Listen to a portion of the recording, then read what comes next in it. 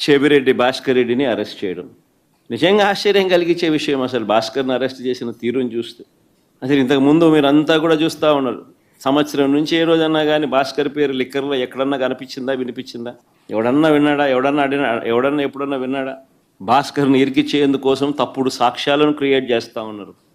ఆశ్చర్యం కలిగించే విషయం ఏంటంటే భాస్కర్ గన్మెన్ను అంటే పోలీస్ కానిస్టేబుల్ను పిలిచి భాస్కర్కు వ్యతిరేకంగా లిక్కర్ స్కామ్ ఏదో ఉంది అని, ఆ లిక్కర్ స్కామ్లో తాను ఏదో ఇన్వాల్వ్ అయి ఉన్నాడని, ఆ లిక్కర్ స్కామ్లో తాను డబ్బులు ఏదో ఉన్నాయని కానిస్టేబుల్తో స్టేట్మెంట్ ఇప్పించుకునే ప్రయత్నం చేస్తే ఆ గన్మెన్, ఆ కానిస్టేబుల్, ఆ గన్మెన్ అంటే ఆ కానిస్టేబుల్ ఎవరైతే ఉన్నారో ఆ గన్మెన్, ఆ కానిస్టేబుల్ ఇలాంటి తప్పుడు స్టేట్మెంట్ నేను ఇయ్యలేను అన్నందుకు తనను కొట్టి చిత్రహింసలకు లోను చేస్తే ఆ దెబ్బలు తిన్న కానిస్టేబుల్, సిట్టింగ్ కానిస్టేబుల్, డ్యూటీలో ఉన్న సిట్టింగ్ కానిస్టేబుల్, దెబ్బతిన్న కానిస్టేబుల్ ఏకంగా వీడియో తీసి తనకు తగిలిన దెబ్బలన్నీ చూపిస్తూ ఆ దెబ్బలను డిస్ప్లే చేస్తూ జరిగిన సంఘటన తాను చెబుతూ డీజీపీకి లేఖ రాసి గవర్నర్కు, ప్రెసిడెంట్ ఆఫ్ ఇండియాకు లేఖలు పంపించినాడు.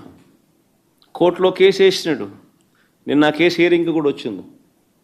ఆశ్చర్యం కలిగించే విషయం ఇదంతా నిజంగా.